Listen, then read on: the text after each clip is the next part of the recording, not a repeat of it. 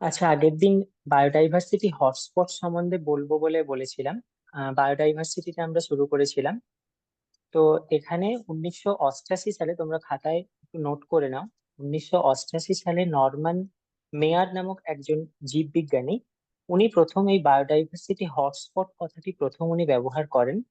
এবং যেখানে এই আহ সংজ্ঞাতে আমরা বলতে পারি যে যে সমস্ত প্রাকৃতিক পরিবেশে অসংখ্য এন্ডেমিক প্রজাতি পাওয়া যায় যে অঞ্চলে, এবং যা কিনা অন্যান্য পৃথিবীর কোনো জায়গায় পাওয়া যায় না, এবং যেখানে স্পিসিজ রিচনেস বা স্পিসিজ ডাইভার্সিটিটা খুবই বেশি ওই অঞ্চলের, সেই অঞ্চলকে আমরা সাধারণত ভাবে জীববৈচিত্র্যের হটস্পট অঞ্চল বলে অভিহিত করে থাকি।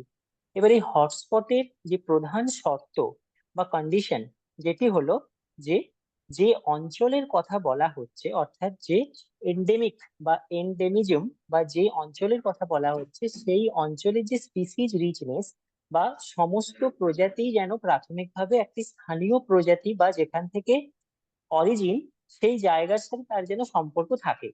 সেই অঞ্চলের অন্য কোনো প্রজাতির অনুপ্রবেশ ঘটিয়ে প্রজাতির সংখ্যা বৃদ্ধি হটস্পটের কিন্তু কোনো শর্ত হবে না। অর্থাৎ এর দ্বারা আমরা বলতে পারি যে একটি পার্টিকুলার জায়গায় যে অঞ্চলে স্পিসিজ রিচনেস বা স্পিসিজ ডাইভার্সিটিটা খুবই বেশি, বা যেখানে অনেক এন্ডেমিক হয়ে যাবে বা এক্সটিংক্ট হয়ে যাবে এরকম প্রজাতি যে জায়গাতে উপস্থিত রয়েছে। আমরা যেমন এখন ধরো দেখছি যে অনেকদিন ধরেই আমাদের কচ্ছপের সংখ্যা কিন্তু পরিবেশে কমে যাচ্ছে, বা গোসাপ বা অন্যান্য যে সমস্ত সাপের সংখ্যা যেগুলো ছিল, সেগুলো রাসায়নিক বিষ বা অন্যান্য প্রাকৃতিক অনেক বিপর্যয়, এগুলোর ফলে সেগুলোর সংখ্যা কিন্তু কমে যাচ্ছে। এই যে সংখ্যাটা কমে যাচ্ছে, কিন্তু এগুলো একটা সময় ছিল, যেমন আমাদের গঙ্গা থেকে অনেক দিন আগে আমাদের যে গাঙ্গেটিক হোয়েলস বা গঙ্গার যে তিমি যেটাকে বলে, সেটা হারিয়েই গেছে প্রায়। তো এখন যদি কোনো একটা পার্টিকুলার জায়গাতে আমরা যদি লক্ষ্য করি যে আছে, থাকে, যেমন সুন্দরবন অঞ্চল, সুন্দরবন একটি হটস্পটের আওতার মধ্যে পড়ে, তো সেই অঞ্চলে যদি সেটি প্রেজেন্ট থাকে তাহলে ওই জায়গাটিকে আমরা হটস্পট এরিয়া হিসেবে চিহ্নিত করব। এবার আমাদের পৃথিবীতে টোটাল 34টি হটস্পট অঞ্চল রয়েছে, এবং যেটাকে আমরা পাঁচটা মহাদেশের মধ্যে বিভক্ত করতে পারি। প্রথমত হচ্ছে আফ্রিকা, দ্বিতীয়ত হচ্ছে এশিয়া প্যাসিফিক অঞ্চল, তৃতীয়ত ইউরোপ এবং সেন্ট্রাল এশিয়া যেটা, চতুর্থত নর্থ আমেরিকা এবং সেন্ট্রাল আমেরিকা, এবং পঞ্চম স্থানে রয়েছে আমাদের সাউথ আমেরিকা। এই যে পাঁচটা মহাদেশ, এই পাঁচটা মহাদেশের প্রত্যেকটা মহাদেশীয় অঞ্চলকে বিভিন্ন হটস্পট অঞ্চলে কিন্তু ভাগ করা হয়েছে। এবার যদি আমরা এশিয়া প্যাসিফিকের কথা বলি, তার মধ্যে উদাহরণ হিসেবে যেমন আমাদের ওয়েস্টার্ন ঘাট পর্বতমালা, সুন্দাল্যান্ড বা আমাদের হিমালয়, হ্যাঁ, বা mountains of south west of China, Wallacea, এগুলোর অন্তর্ভুক্ত যেরকম হচ্ছে, এই প্রত্যেকটি অঞ্চলে কিন্তু এর মধ্যে যুক্ত হচ্ছে। এবার আমরা যদি আসি যে biodiversity of hotspot of India বা ভারতের জীববৈচিত্র্যের যে হটস্পট, যেটিকে কিনা সাধারণত চারটি অঞ্চলের মধ্যে ভাগ করা হয়েছে। একটি হলো হিমালয়, অপরটি হলো ওয়েস্টার্ন ঘাট অ্যান্ড শ্রীলঙ্কা, তিনটি হলো ইন্দো বার্মা, এবং 4 নম্বর হচ্ছে সুন্দাল্যান্ড। তোমরা শুনতে পাচ্ছ তো কি কোন কোন চারটে অঞ্চল আমি বললাম ভারতের? হ্যালো? হ্যালো?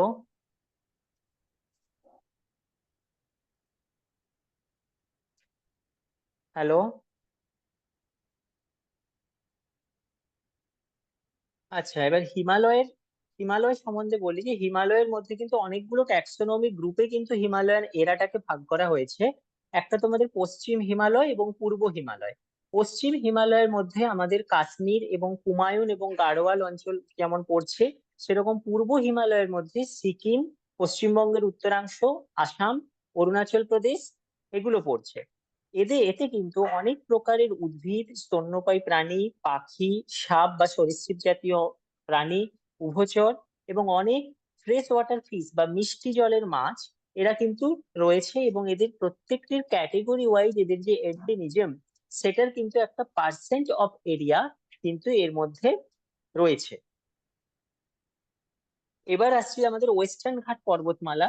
এই ওয়েস্টার্ন ঘাট পর্বতমালার মধ্যে কিন্তু সব থেকে বেশি পার্সেন্ট যেটি ক্যাটেগরি বিলং করছে, সেটি হচ্ছে ফ্রেশ ওয়াটার ফিশ বা মিষ্টি জলের মাছ, যার কিনা এন্ডেমিজম প্রায় 73% কাছাকাছি এছাড়াও উভচর গোত্রীয় কিছু বেশ প্রাণী রয়েছে যারাও কিন্তু এর মধ্যে উপস্থিত থাকছে। ইন্দো বার্মা অঞ্চলকে যদি আমরা বলি, এখানে কিন্তু উভচর শ্রেণী যেটা, সেটি কিন্তু প্রায় 54% কাছাকাছি কিন্তু এন্ডেমিজম এখানে ফলো করছে। অপরদিকে সুন্দাল্যান্ডেও কিন্তু উভচর প্রায় 80.3% কাছাকাছি এরিয়াতে বিলং করছে। হ্যালো, শোনা যাচ্ছে তো? চারটে এরিয়ার যে কোন এন্ডেমিজম পার্সেন্টেজ যেটা আমি বললাম, খাতায় লিখে নাও তোমরা এটা। যে আমাদের হিমালয়ের মধ্যে উভচর শ্রেণী 40% এন্ডেমিজম থেকে বিলং করছে, অর্থাৎ উভচর শ্রেণীর জন্য আমরা বেশিভাবে এটাকে বলছি। হুম। আচ্ছা, আগের দিন তোমরাও অনেকে কারণ বলেছিলে যে জীববৈচিত্র্য হ্রাস পাচ্ছে কেন। তার অনেক কারণ তোমরা বলেছিলে, যে অরণ্য ধ্বংস বা বাসস্থান অবলুপ্তি বা পরিবেশের উপাদানের আমরা যথেচ্ছভাবে ব্যবহার করে নিচ্ছি, যে রিনিউয়েবল এনার্জি গুলো রয়েছে, বা দূষণ, এছাড়াও অনেক শিকারির জন্য, প্রাকৃতিক বিপর্যয়ের জন্য। এই কারণগুলোই, এগুলো পয়েন্টস তোমরা দেখে নিবে, তোমাদের বইতেও এগুলো দেওয়া আছে ঠিকভাবে। আচ্ছা, এবার হচ্ছে রেড লিস্ট, মানে যে সমস্ত প্রজাতিগুলো এন্ডেমিক হয়ে গেছে, হয়ে যাচ্ছে বা এক্সটিংক্টের পথে, তার জন্য কিন্তু আইইউসিএন একটি যা কিনা একটি পৃথিবীব্যাপী সংস্থা বা সংরক্ষণ সংস্থা, যেটা যেটা কিনা ওয়ার্ল্ড ওয়াইড একটা সার্ভে করে বলে যে কোন কোন প্রজাতিগুলো বর্তমানে এক্সটিংক্ট হতে চলেছে, বা কোন কোন প্রজাতিগুলো এখন রেড বুকের আওতার মধ্যে আসছে। তো সেরকম অনেক প্রজাতি যে সংখ্যা বা অনেক প্রজাতির যে ডেটা, ওটা কিন্তু ওনারা কিন্তু রিলিজ করেন। এর মধ্যে যে এক্সটিংক্ট অবস্থাতে রয়েছে, যেমন আমাদের উদ্ভিদ এবং প্রাণীর বিলুপ্তি হয়ে যাচ্ছে, যেমন আমাদের ডোডো পাখি কিন্তু প্রায় হারিয়েই গেছে বলতে গেলে। এক্সটিংক্ট মানে এদের আর সংখ্যা মানে একদমই দেখতে পাওয়া যায় না। এক্সটিংক্ট ইন ওয়াইল্ড বা দাঁড় কাক, যেমন হচ্ছে আমাদের প্রাকৃতিক পরিবেশে কিন্তু এদের মুক্তভাবে কিন্তু আর পাওয়া যাচ্ছে না। মানে হাওয়াই থেকে এই দাঁড় কাক পুরো সম্পূর্ণভাবে হারিয়ে গেছে। আমাদের ভারতবর্ষে হয়তো যে স্পিসিসটা লক্ষ্য করা যাচ্ছে সেটা প্রচুর পরিমাণে এখনো রয়েছে, কিন্তু হাওয়াই দ্বীপপুঞ্জ থেকে কিন্তু দাঁড় কাক, যার স্পিসিস সাইন্টিফিক নেম করভাস হাওয়াইএনসিস, এটি কিন্তু ওয়াইল্ড ভাবে কিন্তু, মানে যেটা প্রাকৃতিক বা ন্যাচারাল পরিস্থিতি থেকে কিন্তু একে আর পাওয়া যায় না। আরেকটি প্রজাতি রয়েছে যেমন জাভা জাভা দ্বীপপুঞ্জ থেকে কিন্তু গন্ডার হারিয়ে গেছে, যেটা কিনা ক্রিটিক্যালি এন্ডেঞ্জার্ড বা চরম ভাবে বিপন্ন সীমার মধ্যে রয়েছে, যেটা কিনা বন্য পরিবেশে এই রকমের জীব কিন্তু খুবই বিপন্ন, এবং এরা অচিরেই কিন্তু অবলুপ্ত হয়ে যাবে। এর মধ্যে আরেকটা প্রজাতি রয়েছে ভালনারেবল, যেখানে কিনা পেঙ্গুইন বা স্পেনিশ কাস হামবল্টটি, যেটা পেঙ্গুইন, বা তোমার নিকোবর আইল্যান্ডের ক্ষেত্রে যে ম্যাকাক, এরা ভালনারেবল, অর্থাৎ আগামী মানে বিগত 10 বছরে বা 3টি প্রজন্মের মধ্যে যে প্রজাতি সব থেকে মানে ভবিষ্যতে হয়ে যাবে, মানে 50%-এরও বেশি পপুলেশন এদের আর পৃথিবীতে নেই, সেরকম ভালনারেবল কন্ডিশনেও এরকম কিন্তু রয়েছে। এছাড়াও এরা আইইউসিএন আরেকটা কিন্তু জায়গাকে ইভালুয়েট করে, যেটা কিনা নট ইভালুয়েটেড, মানে যেমন সবুজ অ্যানাকোন্ডা, এদের সম্বন্ধে এদের কিন্তু কোনো রকমের কোনো স্পিসিস রিচনেস এর ব্যাপারে কিন্তু এদের পরীক্ষিত হয়নি। কিছু বলবে তোমরা, বলো, তোমাদের তরফ থেকে কিছু বলো, কোন জায়গাটা অসুবিধা হচ্ছে। হ্যালো?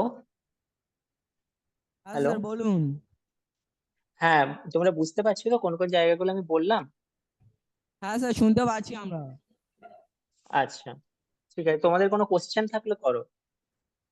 3টে টপিক আমি বললাম এখনো পর্যন্ত: হটস্পটের ডেফিনেশন, কোনো জায়গা কেন হটস্পট হবে তার শর্ত, হটস্পটের আমাদের ভারতে কটা রয়েছে, পুরো পৃথিবীতে কটা রয়েছে, এবং তাদের এন্ডেমিজম পার্সেন্টেজ, এবং কি কি কারণে বায়োডাইভার্সিটি লস হতে পারে সেটা, এবং রেড লিস্ট বা রেড লিস্ট বুক ডেটা, যেটা তাতে আইউসিএন এর মধ্যে যে ক্যাটাগরির মধ্যে কোন কোনগুলো পড়ে সেটাকে কিন্তু আমরা বললাম।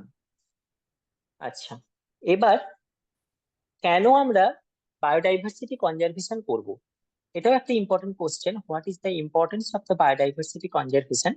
যেটা কিনা যে আমাদের কিন্তু শক্তির ভান্ডার কিন্তু সীমিত, অর্থাৎ শক্তি কিন্তু মূলত আমাদের আসছে সূর্যের আলো থেকে। সেই সূর্যের আলো থেকে শক্তি কিন্তু আমরা ডিরেক্ট সেটাকে কিন্তু ইউটিলাইজ করতে পারি না।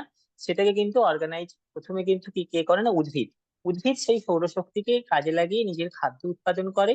এরপরে তৃণভোজী প্রাণীরা, তারা কি করে না, সেই উদ্ভিদের থেকে ডিরেক্টলি যে শক্তি সেটা আসে, এবং আমরা পরবর্তীকালে যারা এখানে তৃণভোজী প্রাণীদেরকে ভক্ষণ করি, পরবর্তীকালে সেটা পরপর পরপর একটা একটা পিরামিডের আকারে শক্তিটা কিন্তু উৎপাদক থেকে বৃহত্তর জীবদের মধ্যে কিন্তু সেটা আস্তে আস্তে করে সঞ্চার হয়, এবং প্রত্যেকটা স্টেজে কিন্তু যে এই যে শক্তির যে ট্রান্সফরমেশন সেটা কিন্তু কমতে থাকে।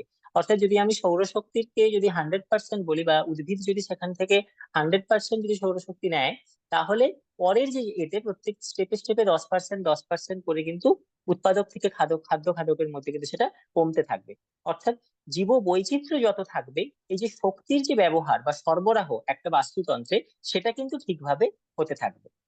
দ্বিতীয়ত হচ্ছে যে যত পরিমাণে স্পিসিস রিচনেস কোনো একটা জায়গায় থাকবে, তত পরিমাণ কিন্তু সেই জায়গার জেনেটিক ডাইভার্সিটি বা জিনের যে ডাইভার্সিটি বা জিনের যে বৈচিত্র্যতা, সেটা সেখানে কিন্তু তত পরিমাণে বেশি থাকবে। অর্থাৎ যে সেখানে স্পিসিস রিচনেস সেটা কিন্তু বেশি থাকবে। অর্থাৎ জিনের ভান্ডার হিসাবেও কিন্তু বায়োডাইভার্সিটি একটা গুরুত্ব রয়েছে। অপরদিকে হচ্ছে কি না, বিভিন্ন শিল্পক্ষেত্রে, চিকিৎসা ক্ষেত্রে, বাস্তুতান্ত্রিক পরিবেশের মধ্যে যে ভারসাম্য রক্ষা, তাতেও বায়োডাইভার্সিটির একটা মানে ইম্পর্টেন্স বা সংরক্ষণের যে প্রয়োজনীয়তা সেটা কিন্তু রয়েছে। এবার আসি যে বায়োডাইভার্সিটি সংরক্ষণের জন্য কি কি পদ্ধতি অবলম্বন করা যায়। আগের ক্লাসে আমি ইন্ট্রোডাক্টরি ক্লাসে আমি বলেছিলাম যে ইনসিটু এবং এক্সিটু এই দুটো সংরক্ষণ পদ্ধতির মাধ্যমে আমরা সেটাকে সংরক্ষণ করতে পারি। ইনসিটুর মধ্যে যেরকম আমাদের আসবে ন্যাশনাল পার্ক বা জাতীয় উদ্যান, বায়োস্ফিয়ার রিজার্ভ, বা অনেক কনজার্ভ ফরেস্ট এবং অভয়ারণ্য, এগুলোর মাধ্যমে যেমন আমরা ইনসিটু পদ্ধতিতে যেমন আমরা করতে পারি, সেরকম ভাবে এক্সিটু সংরক্ষণ যেমন আমাদের রয়েছে চিড়িয়াখানা বা আহ আমাদের অনেক জিন ব্যাংক, সেগুলোর মাধ্যমে কিন্তু আমরা এক্সিটু সংরক্ষণের মাধ্যমে কিন্তু স্পিসিসকে করতে পারি। ঠিক আছে, তো নেক্সট দিন আজকে বায়োডাইভার্সিটি দিয়ে এন্ড করছি, পরের দিন কিন্তু ট্যাক্সোনমি এবং সিস্টেমেটিক্স থেকে শুরু করব। তোমাদের নেক্সট ক্লাসে সময় হয়ে গেছে বুঝতে পেরেছি, আজকে একটু জয়েন হতে দেরি হলো। হ্যাঁ,